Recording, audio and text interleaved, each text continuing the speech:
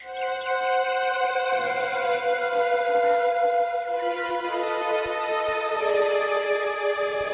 आदमी कर क्या रहा है अंदर?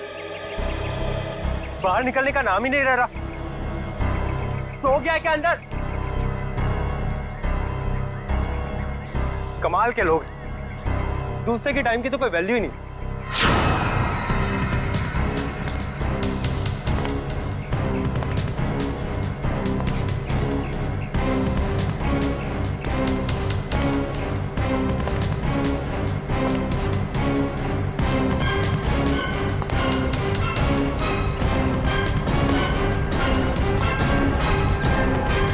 सर,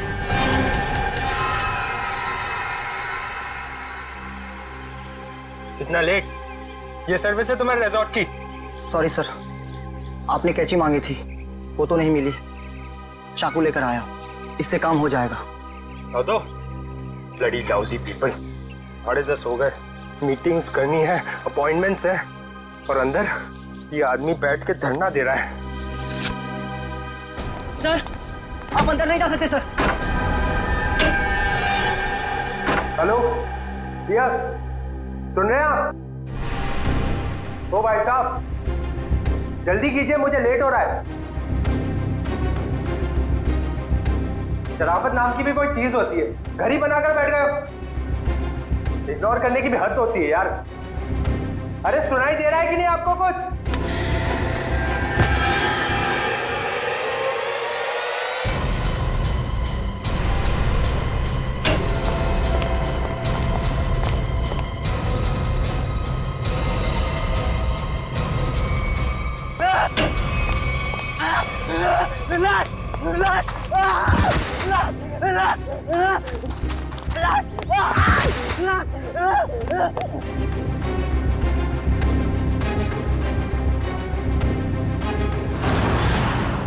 हाँ मैं पार्टी में आने की कोशिश करूंगी, कुछ प्रॉमिस नहीं कर सकती। मेरा जॉब ही कुछ ऐसा है यार, कभी भी कुछ भी हो सकता है। ठीक है, चल अब मैं रखती हूँ, बाय। नहीं, बिल्कुल नहीं चलेगा। रात को 1 बजे 2 बजे कोई भी कभी भी आके चले जाएगा। जवान लड़की के घर में रात के टाइम में किसी लड़के का आने का मतलब हम अच्छी तरह से जानते हैं। क्या चल रहा है यहाँ पे? हाँ, और ये रो क्यों रही है? आप इनसे ही पूछिए ना, इसने क्या चाला रखा है यहाँ पे। देखिए मैडम, ये सोसाइटी है और हम सब फैमिली वाले हैं, और ये कैसी कैसी हरकतें करके रखी हैं यहाँ। हरकतें? आपका क्या मतलब है? इसका मतलब ये है कि ये दोनों लड़के रात बिरात इसके घर आते हैं, दरवाजा खटखटाते हैं, शरारत करते हैं। और तुम एक बात कान खोलकर सुन लो, तुम यहाँ से खुद से चली जाओ, नहीं तो हम सब मिलकर तुम्हें जबरदस्ती यहाँ से निकाल देंगे। एक मिनट, शांत हो जाइए आप लोग। कौन है ये लोग? मुझे नहीं मालूम कौन है ये। 2 दिन से मेरी रूम पार्टनर नहीं है और ये लोग रोज रात को आके मुझे तंग करते, जबकि मैंने इनको कभी देखा भी नहीं है। देख जिया, झूठ मत बोल। तू ही हमें बुलाती है और अब पहचानने से मना कर रही है। हाँ, कसम से हमेशा खुद ही फोन करके बुलाती है हमें। देखो, झूठ मत बोलो, मैं तुम लोगों को नहीं जानती हूँ। पता नहीं ये लोग मुझे क्यों बदनाम कर रहे हैं। देखो, झूठ और सच का फैसला कहीं और जाकर करना, समझी? गुप्ता जी, इस बात का फैसला आप अभी कीजिए आप, और अगर आपसे भी नहीं होता है तो हम सब मिलकर इस लड़की का कमरा खाली कर देंगे। प्लीज सर, ऐसा मत कीजिए। देखो, मैं तुम्हें भाड़े पे एक घर देने के वक्त कहा था ना, हमारे सोसाइटी का रूल बहुत सख्त है। क्या बोला था ना? बोलो। प्लीज सर, इसमें मेरा कोई कसूर नहीं। फिर भी 2 दिन में मेरी रूम पार्टनर आ जाएगी, तब मैं अपना सारा सामान यहाँ से शिफ्ट कर लूंगी। ओके, 2 दिन का टाइम देता हूँ, लेकिन 2 दिन में रूम खाली हो जाना चाहिए, समझी? तुम दोनों भागो यहाँ से। अरे चलो निकलो। ठीक है जिया, ये तूने अच्छा नहीं किया। हाँ। पहले खुद ही हमें बुलाती है और फिर इंसल्ट करती है। कमाल है यार। चल चल। जिया, रोम, अगर तुम बेकसूर हो तो सच सामने आ जाएगा। रोम,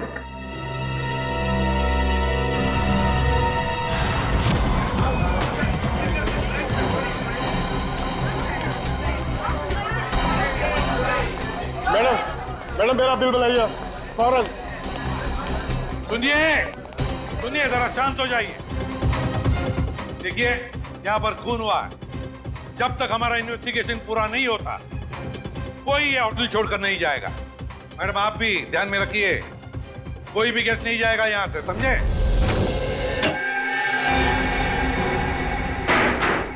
सर बॉडी नहीं है।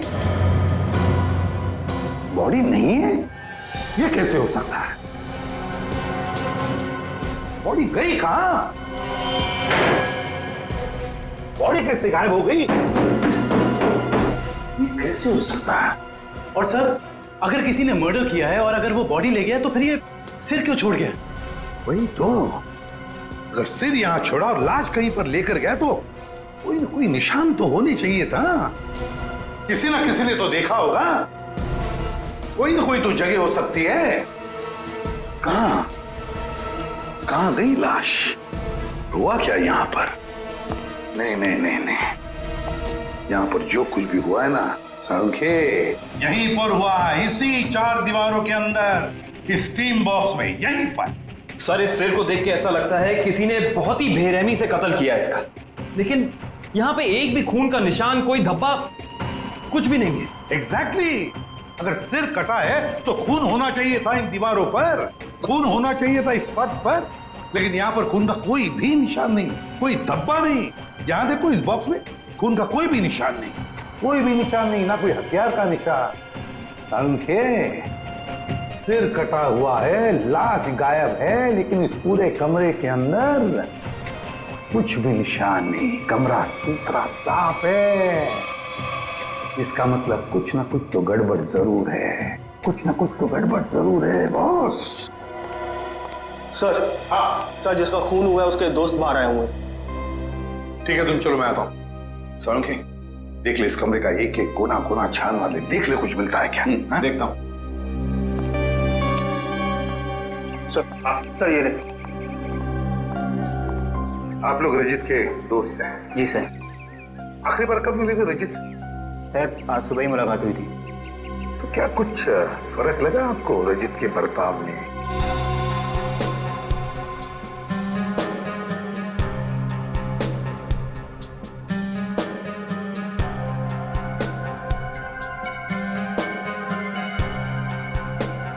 सर, ऐसी तो कोई बात नहीं है। इनफैक्ट हम जिम से साथ में ही आ रहे थे, कॉरिडोर में मेरी उससे बात भी हुई। बहुत फ्रेश और बहुत खुश लग रहा था। अरे रजित, कैसी रही तुम्हारी मसाज? हाँ, हल्का महसूस कर रहा हूँ। सेमिनार के लिए आए पर ऐसा लगा वेकेशन के लिए आए हैं। मुझे लगा तुम वाकई में वेकेशंस के लिए ही आए हो। अरे कहीं सेमिनार में सो मत जाना।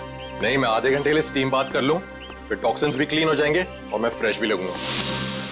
सर, उसके बाद हम दोनों यहाँ स्टीम रूम में आए और वो स्टीम रूम का अटेंडेंट रिकी, सर रिकी ने ही स्टीम रूम तैयार किया था रजित के लिए। Good morning sir. Good morning Ricky. 10 बजे का अपॉइंटमेंट है मेरा। Yes sir. सर आप साइन कर दीजिए। Thank you sir. आइए सर।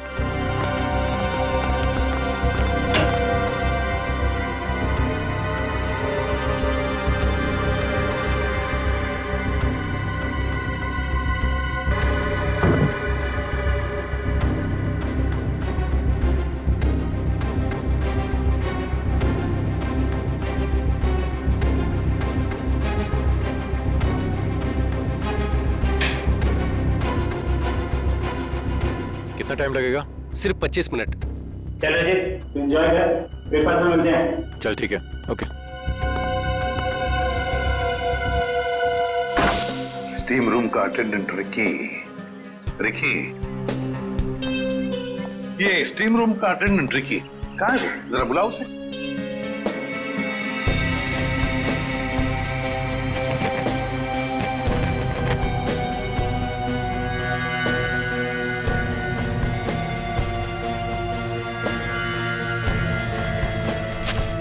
सर, वो जब से हादसा हुआ है तब से गायब है।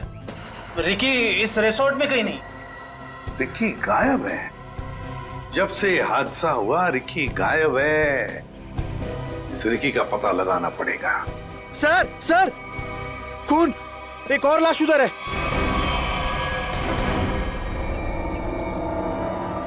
ये हो क्या रहा है आपके होटल में? हाँ, एक सिर मिला है जिसकी लाश गायब और अब ये दूसरा खून। सर मैं तो खुद परेशान हूँ, ये क्या हो रहा है मुझे समझ नहीं आ रहा सर। अब बाहर फेरिए।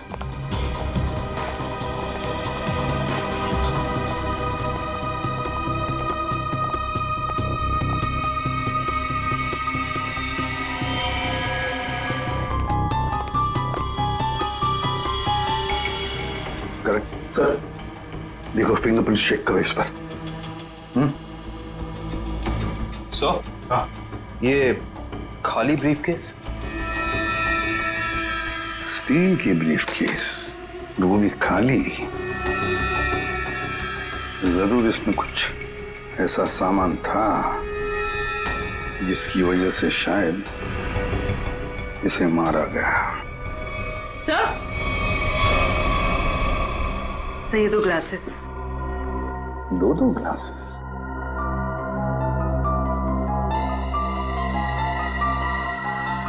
लिपस्टिक वगैरह के तो कोई मार्क नहीं, लेकिन एक बात तो पक्की है कि यहाँ पर इसे मिलने कोई आया तो था जरूर। कोई ऐसा आदमी जिसे ये शायद जानता था, जरूर जानता होगा उसे। क्या नाम क्या था इस गेस्ट का? सर विनय नाम था इनका, और यहाँ पे होने वाले सेमिनार के लिए आए थे। विनय? तो इससे मिलने अगर जो भी कोई आया होगा उसका रिकॉर्ड तो हमें रिसेप्शन से मिलेगा ही ना? जी सर।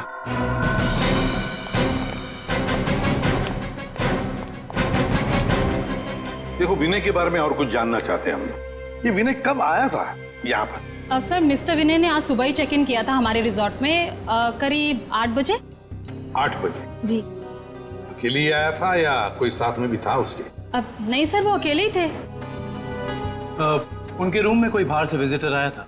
नहीं सर, बाहर से तो कोई नहीं आया था, लेकिन उनके सेमिनार से उनके रूम में कोई गया हो तो उसका पता नहीं हमें। अच्छा, विनय के बारे में कुछ खास बात याद आती है तुम्हें? मेरा मतलब है कुछ भी, यू नो।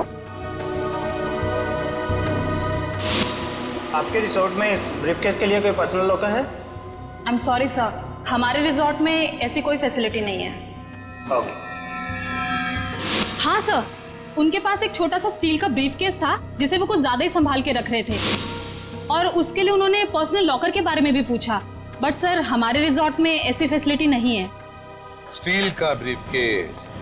लगता है ये वही स्टील का ब्रीफकेस है जो हमें उसके बेड पर से मिला है। जरूर उसके अंदर कोई कीमती, कोई इंपॉर्टेंट सामान होगा। सर ऐसा भी तो हो सकता है कि इस विनय की मौत का यही कारण हो। हाँ सर, विनय के रूम में कोई होटल के बाहर से नहीं, होटल के अंदर से आया था और दोनों साथ में ही बैठे थे। सर। हाँ करण। सर इस फोन पर जो फिंगरप्रिंट थे उसे उठा लिया सर। Very good. देखते हैं आखिरी फोन किसका था। पार्टनर? जरूर किसी पार्टनर ने फोन किया था विनय को। पता लगाना पड़ेगा है कौन ये पार्टनर।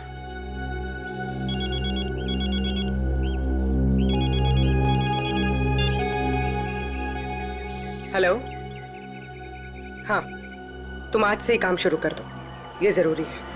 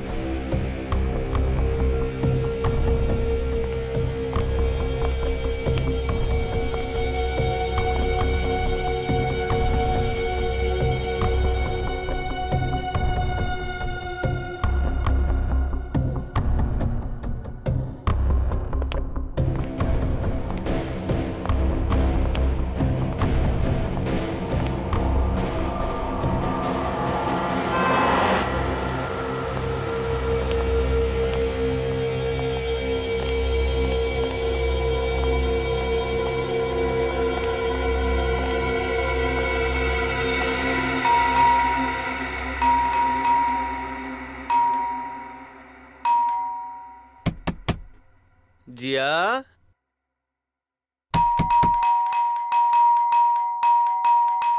दरवाजा खोलो जिया।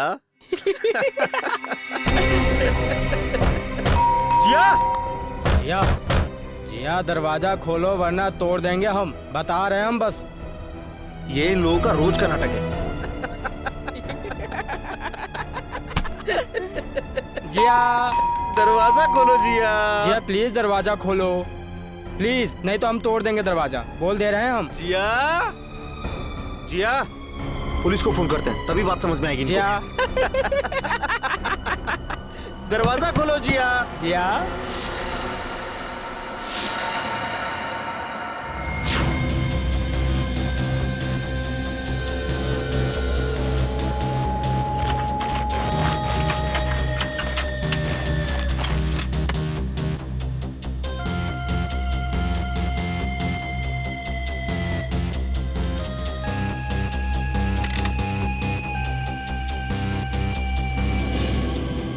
सर, आता रहेगा।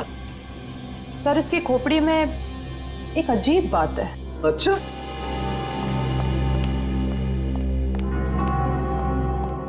क्या अजीब बात है? सर इसकी गर्दन पे ना तो किसी चीज से काटने का निशान है और ना ही तोड़ने का। लेकिन कोई ना कोई निशान तो जरूर होना चाहिए। हाँ, कोई निशान तो होना ही चाहिए। अगर हथियार का नहीं है तो किसी और चीज का निशान होना चाहिए जिससे मारा गया। और इसकी खोपड़ी का अंदर का हिस्सा बिल्कुल खाली है। ऐसा लगता है जैसे कि सारी चीजें पिघलकर बह गई हो। ऐसा कैसे हो सकता है तारिका? इसके अंदर कोई मोम तो होता नहीं, खून है, मसल्स हैं, टिश्यूज हैं। हाँ लेकिन ये खोपड़ी बिल्कुल खाली है। अच्छा तारिका, इसकी खोपड़ी में से जो फ्लूइड निकला था, तुम उस फ्लूइड को चेक करो, उसमें जरूर कुछ ना कुछ मिलेगा। सर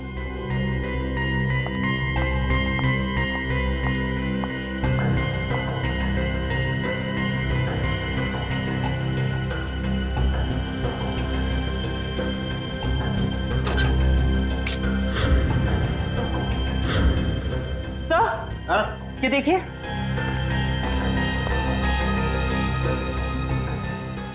अरे एसिड, इसकी खोपड़ी के अंदर एसिड।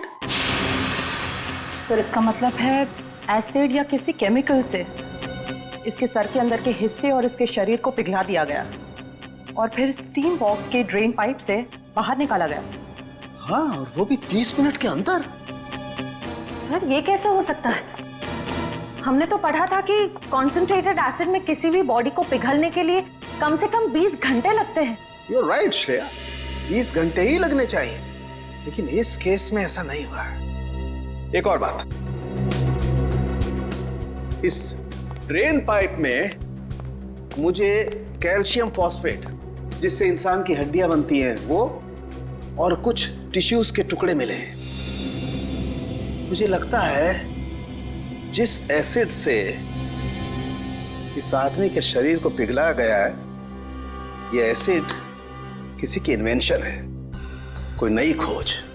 हाँ सर, उस बॉटल के निचले हिस्से से जो निशान बना था जिस केमिकल से, वो भी एसिडिक है और हमारे किसी केमिकल से मैच नहीं करता।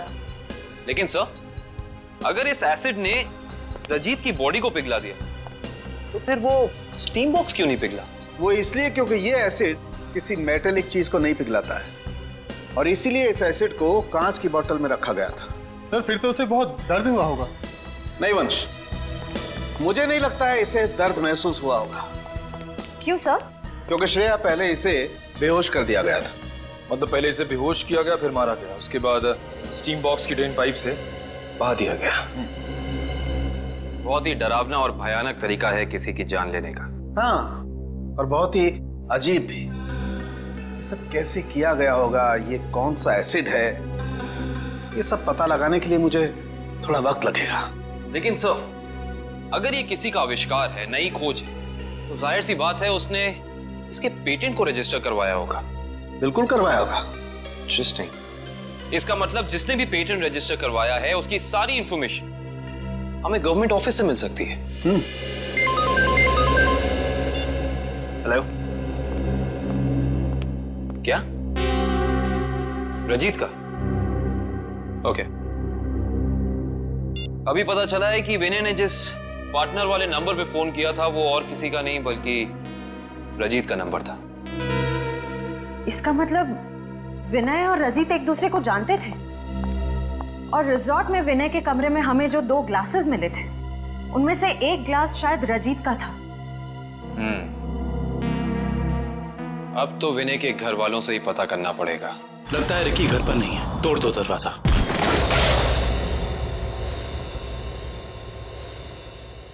चेक करो।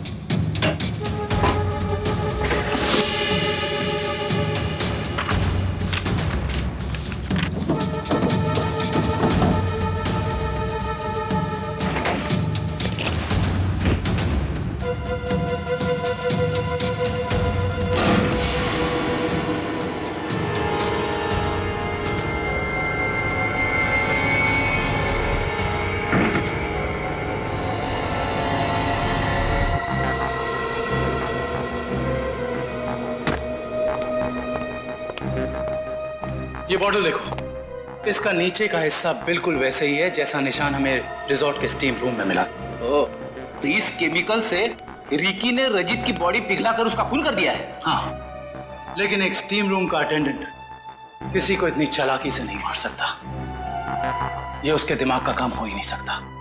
कोई है जो उससे ये करवा रहा है। कौन करवा सकता है ये सब? इसका जवाब तो रिकी देगा। हाँ, और उसके लिए रिकी का मिलना बहुत जरूरी है। चलो बाहर लोगों से पूछते हैं, शायद उसे जाते हुए किसी ने देखा। एक्सक्यूज मी, आप लोग सब यहीं आसपास रहते हैं? जी जी। ये वो रिकी रहता है यहाँ पे, आप लोग उसे जानते हैं? आज आपने उसे देखा? हाँ सर, मैंने देखा उसे। बड़ी जल्दी में लग रहा था और एक बैग भी था उसके हाथ में। अच्छा, यहाँ से किस तरफ गया था वो? सर उस तरफ। उस तरफ? हाँ सर, एक ट्रक आया और रिकी उस पे बैठ के निकल गया। थैंक यू, चलो उस डायरेक्शन में देखते हैं।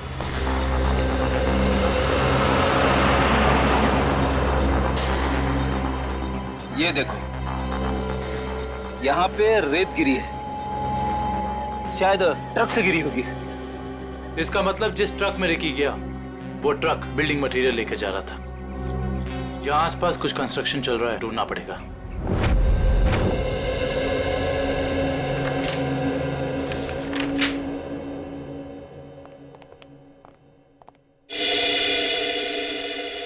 जी कहिए। सीआईडी। सीआईडी? जी, पिछले हफ्ते में जितने भी एसिडिक केमिकल्स को पेटेंट कराया गया है उन्हें रजिस्टर करवाने वालों के नाम और पते हमें चाहिए। केमिकल का कोई नाम भी तो होगा। आप वो फाइल हमें दे दीजिए, हम खुद ढूंढ लेंगे। ठीक है।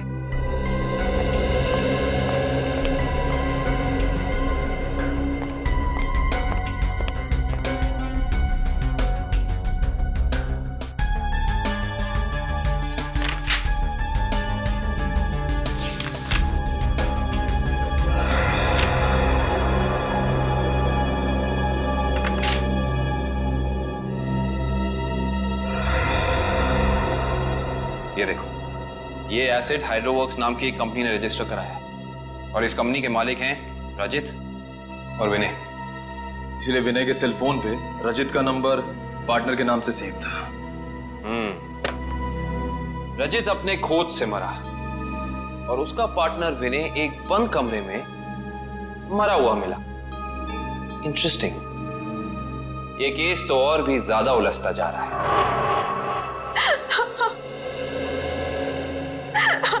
नैना जी, हमें भी बहुत दुख है विनय की मौत का। हम आपका ज्यादा वक्त नहीं लेंगे। हाँ, लेकिन आपसे थोड़ी जानकारी चाहिए हमें। मुझे तो अभी भी समझ नहीं आ रहा कि विनय से किसी की क्या दुश्मनी हो सकती है। बेहद शरीफ और मिलनसार इंसान थे मेरे विनय। अच्छा, ऐसा कोई हादसा या कभी उनकी किसी के साथ कोई तू मैं हुई हो या कोई दुश्मनी, कुछ याद है आपको? दुश्मनी तो कोई नहीं थी, पर हाँ, कुछ दिनों से उन्हें कुछ धमकी भरे फोन जरूर आ रहे थे। धमकी? कौन थे ये लोग? मालूम नहीं, पर मैंने बहुत समझाया उन्हें कि उन्हें जाके पुलिस में कंप्लेन कर देनी चाहिए, पर उन्होंने मेरी एक ना सुनी। कहते रहे नहीं कि कोई मजाक कर रहा होगा। सीरियसली लिया ही नहीं इस बात को। नैना जी, आप हमें हाइड्रो वर्क्स के बारे में क्या बता सकती हैं? हमारी इंफॉर्मेशन के हिसाब से विनय और रजीत दोनों पार्टनर्स थे और इन दोनों ने मिलकर एक बहुत ही खास केमिकल की खोज की थी। देखिए, मैं बस इतना जानती हूँ कि वो दोनों साथ में काम कर रहे थे, बस। देखिए नैना जी, उसी केमिकल का इस्तेमाल करके पहले किसी ने रजीत को और फिर विनय को मार डाला। ऐसा कैसे हो सकता है? वो केमिकल तो विनय अपने साथ लेकर जाने वाले थे, एक ब्रीफकेस में। उन्हें सेमिनार में कुछ पेपर सबमिट करने थे और वहीं उन्हें रजित से भी मिलना था। अच्छा नैना जी, क्या पहले कभी ऐसी कोई घटना हुई है जिससे हमें कोई सुराग मिल सके? ऐसा कुछ खास तो नहीं, पर हाँ, कॉलेज के दिनों में जब वो जूनियर कॉलेज में पढ़ते थे तब कुछ तो केस हुआ था जिसकी वजह से उन्हें कॉलेज से रेस्ट्रिकेट कर दिया गया था। अच्छा, वो केस क्या था, कुछ उसके बारे में पता है आपको? देखिए, मैं ज्यादा कुछ नहीं जानती, पर बस इतना पता है कि कुछ तो केस हुआ था जिसकी वजह से उन्हें रेस्ट्रिकेट कर दिया गया था बेवजह। कौन सा कॉलेज था ये? GRN college. Thank you. Vinay और रजीत के खून का इस कॉलेज की घटना से क्या संबंध है, पता करना पड़ेगा।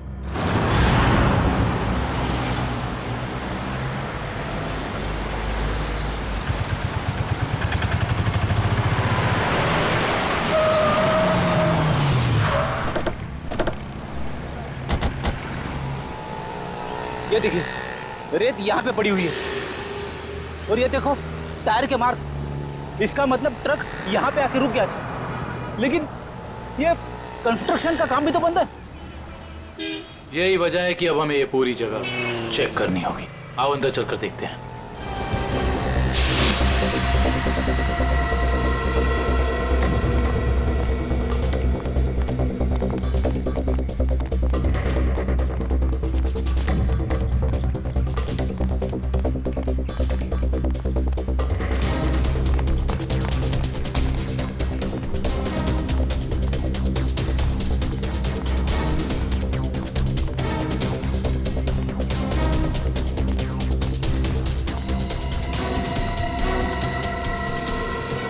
सर, रिकी यहाँ पे है।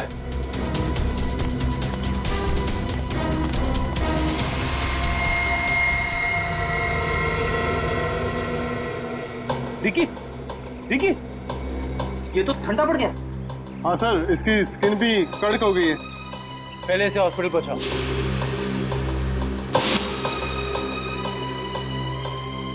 इशिता, एम्बुलेंस बुलाओ।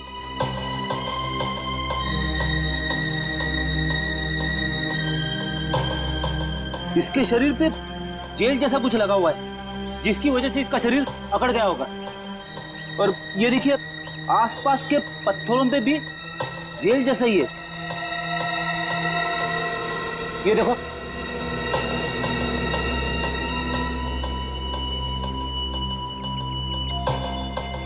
ये जेल क्या है इसके बारे में तो पता करना होगा। इन टुकड़ों को लैब ले चलो। जिस तरीके का केमिकल हमें क्राइम स्पॉट पे मिला है, उसी तरह का केमिकल मैंने बनाया है और ये केमिकल मैं इस बॉक्स में डालता हूं। अरे का बॉडी टेम्परेचर मिला? नॉर्मल है सर। गुड। इस स्टीम बॉक्स में जो बॉडी है, ये लगभग इंसान की बॉडी की जैसे ही है। आपका कहने का मतलब है क्लोन की तरह? ऐसा ही समझ लो। अब इस मशीन में हमने जो केमिकल डाला है, उसकी स्टीम हम इस स्टीम बॉक्स में पास करते हैं। लगभग 30 मिनट तक हम स्टीम पास करते हैं। उसके बाद देखते हैं क्या होता है।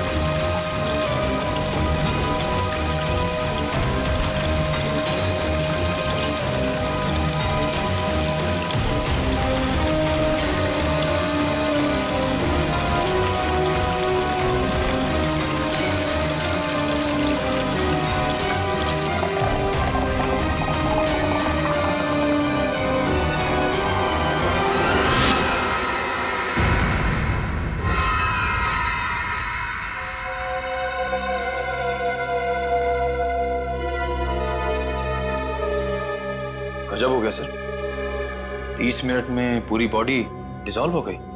हाँ निखिल, ये केमिकल बहुत पावरफुल है। थोड़ी सी मात्रा में पूरी की पूरी बॉडी पिघल करके बह जाती है। रिकी की बॉडी भी इसी केमिकल की वजह से फ्रीज होकर के अकड़ गई थी। आई सी, बहुत ही खतरनाक केमिकल है ये।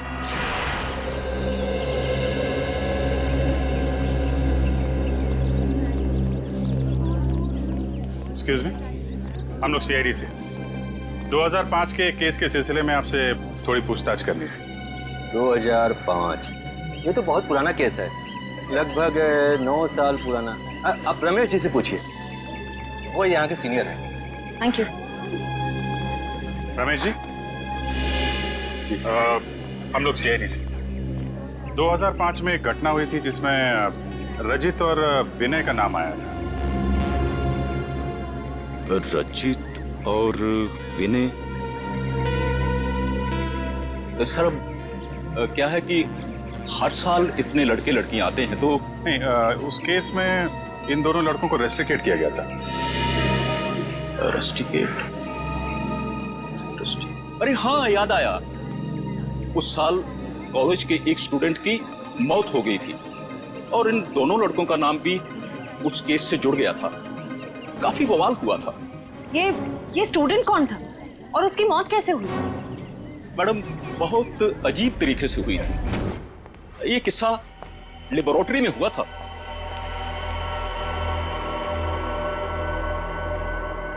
इतनी देर तक कौन काम कर रहा है? कौन काम कर रहा है?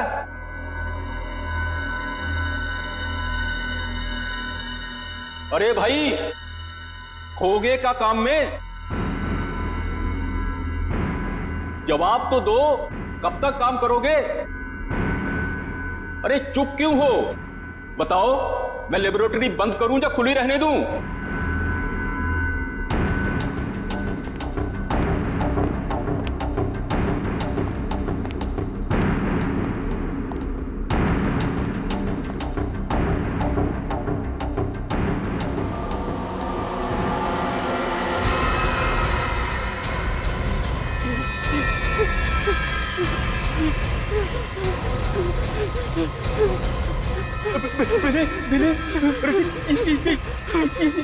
ये देखो संपत को क्या हो रहा है?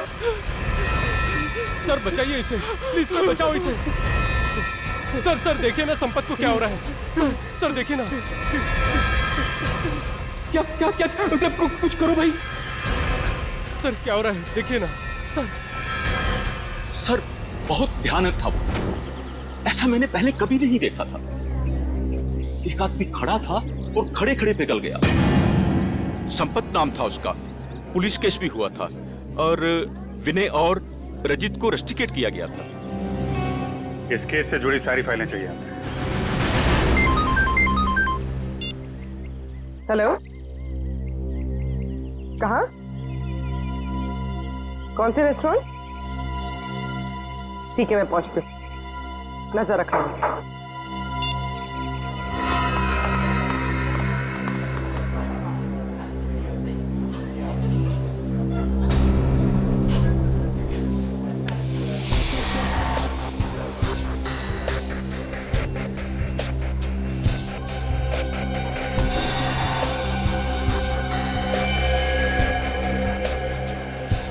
मजा तो आता है यार।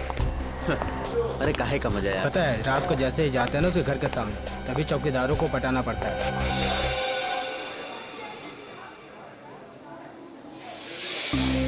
मैडम, आप यहाँ कैसे? तुम लोग क्या समझते हो? तुम लोग कुछ भी करते रहोगे और तुम्हारा कोई कुछ नहीं बिगाड़ सकता। मैडम, हमने क्या किया? एक लड़की का जीना हराम कर रहे हो और पूछ रहे हो क्या किया है? टेढ़ी बात करोगे ना तो सीधा करना हमें आता है। क्यों कर रहे हो ऐसा? मैम, हम खुद नहीं गए उसके घर, वो खुद ही हमें बुलाती थी। हम पहले भी बता चुके हैं मैम आपको। और मैडम, आपको जानना ही है तो आप जिया से बात करो ना, वो क्यों बुलाती है हमें? वो झूठ नहीं बोलती है सर, हम सच बोल रहे हैं सर, हमारा यकीन कीजिए प्लीज। हाँ जानता हूँ, राजा हरिश्चंद्र के चेले हो ना तुम लोग। देखो, लास्ट चांस करो, सच सच बताओ, उस लड़की को क्यों परेशान कर रहे हो? और अगर सीआईडी का तरीका अपनाऊंगी ना तो तोते की तरह बोलना शुरू कर दोगे।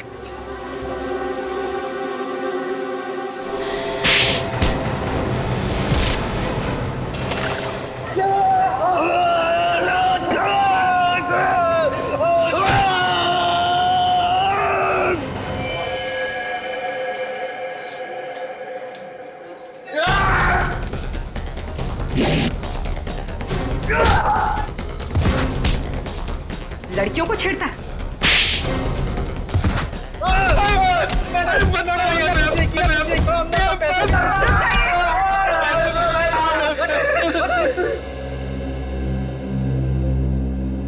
किसके कहने पे किया ये सब? एक्सपेरिमेंट हो रहा था साइंस लैब में 2005 में और बेस्ट इन्वेंशन करने वाले को स्कॉलरशिप मिल रही थी। ये तो स्टूडेंट पिघल के मर गया था संपत। इसने एक स्पेशल एनेस्थीसिया बनाया था बेहोश करने की दवा जो किसी भी मसल को 5 मिनट के लिए फ्रीज कर सकती थी। और ये रजित और विनय इन्होंने एक ऐसा केमिकल बनाया था जो किसी भी चीज को 30 मिनट के अंदर पिघला सकती थी। सर ये देखिए।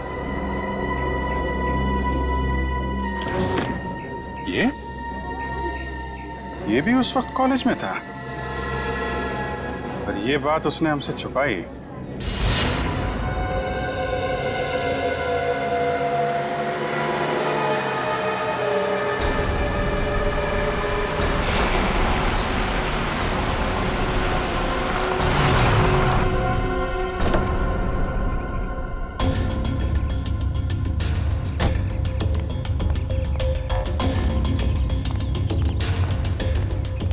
पैसे लिए?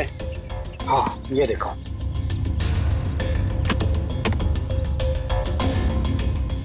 अब खुश? गुड। ये रहा तुम्हारा सामान।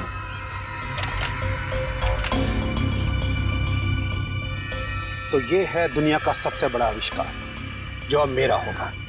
बिल्कुल तुम्हारा है। Thank you. Welcome.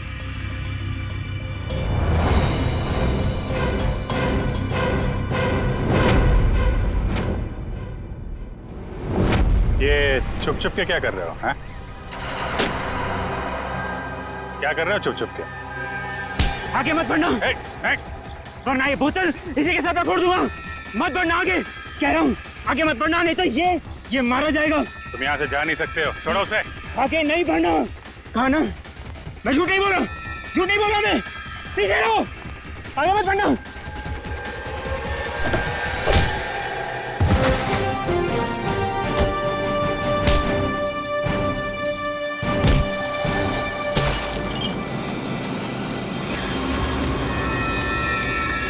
Christian, hospital लेकर आओ जल्दी।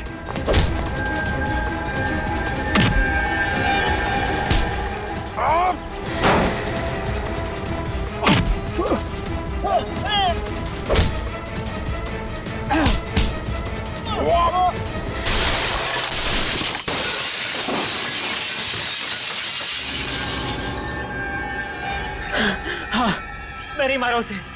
मैंने और रजित के केमिकल का इस्तेमाल करके मैंने संपत को लैब में मार डाला।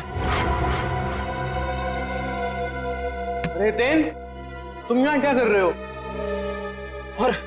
और संपत के बनाए हुए केमिकल पर अपना नाम डालकर मैंने उसे भेज दिया।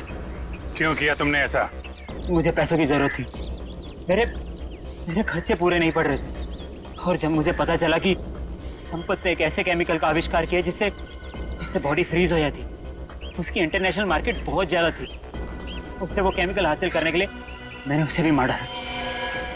रजित और विनय को उन्हीं के खोजे हुए केमिकल से मार दिया और केमिकल बेच के पैसा कमाना चाहते थे, क्यों? हाँ। और इसमें वो स्टीम रूम का अटेंडेंट रिकी, उसने तुम्हारी मदद की थी। हाँ, लेकिन मैंने उसे पैसे दिए थे। इस बॉटल का सारा केमिकल टीम बॉक्स में डाल देना। जैसे ही काम खत्म हो जाए इस बॉटल को गायब कर देना। चलो। हाँ, समझ गया। चलो निकलो। मैंने पहले विनय को मारा।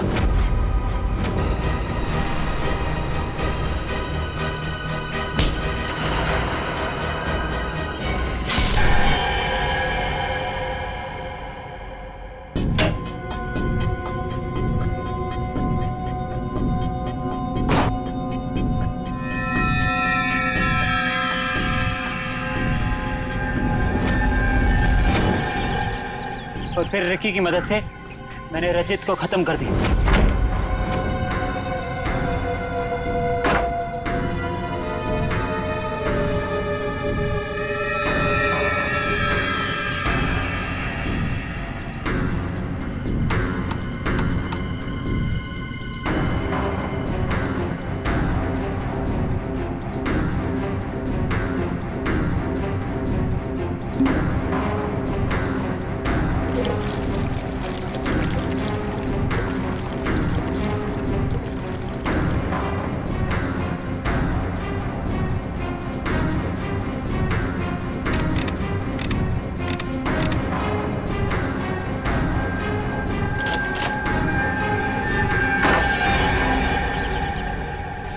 रिकी तो तुम्हारा साथी है ना, फिर उसे मारने की कोशिश क्यों की तुमने? रिकी मुझे ब्लैकमेल कर रहा था। मैं सोच रहा हूँ कि जुबान भी कितनी कीमती चीज है, अगर फिसल जाए तो करोड़ों का नुकसान करा दे, इज्जत गवा दे, फांसी चढ़वा दे। मतलब? वो केमिकल की बोतल मेरे सीने में 2 मर्डर्स के राज बहुत ज्यादा है। जुबान जेल नहीं पाएगी, वजन तो करना ही पड़ेगा। लो पैसे पकड़ो और अपना मुंह बंद रखो, समझे? उसी केमिकल से मुझे डरा रहा था। क्या करता? जरूरत थी और मजबूरी। Shut up! समाज की भलाई के लिए की गई खोज का गलत इस्तेमाल किया है तुमने। 3 खून किए हैं। तुम जैसे लोगों के लिए कानून ने भी एक खोज की है, फांसी। आप लोगों को जरा सा भी एहसास नहीं हुआ कि आप लोग सब मिलकर एक अकेली लड़की के साथ इतनी नाइंसाफी कर रहे थे? कोई इस तरह से परेशान करता है किसी को? बोलिए। सॉरी मैडम, ये रमेश जी को अपना फ्लैट बेचना था और उन्हें अच्छा बायर भी मिल गया था, इसीलिए सब। और मैडम, जिया घर खाली करना भी नहीं चाह रही थी और उसके लीज एग्रीमेंट को खत्म होने में अभी टाइम था। मैडम, ये रमेश जी ने एक दिन आकर हमें अपनी तकलीफ बताई और हमसे हेल्प मांगी। तो आप लोग ने मिलकर ये ड्रामा किया, एक लड़की के कैरेक्टर पर कीचड़ उछाला। आप लोग ऐसा कर कैसे सकते? और रमेश जी, आप पैसों के लालच में इंसानियत भूल गए। सॉरी मैडम, मुझसे गलती हो गई, अब ऐसा नहीं होगा। जिया अब यहीं रहेगी, इसी फ्लैट में। जिया, मुझे माफ कर दो। I am really sorry. Please sir, sorry बोल के मुझे शर्मिंदा मत कीजिए। थैंक यू मैम, आपने मेरी बहुत हेल्प की, वरना मैं अपने पेरेंट्स के पास वापस चली जाती। देखो जी, कभी घबराना मत, अपने हक और अपने सम्मान के लिए हमेशा लड़ना, समझे? Best of luck. Thank you ma'am.